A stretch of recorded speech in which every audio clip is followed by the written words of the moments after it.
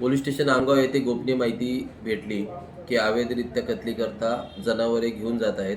अशा माहितीवरून Amgaon police station स्टाफने red करून ते 18 गोवंशाची सुटका केली. यामध्ये एकूण 18 गोवंश किमती 1,80,000ची जप्त करण्यात आले.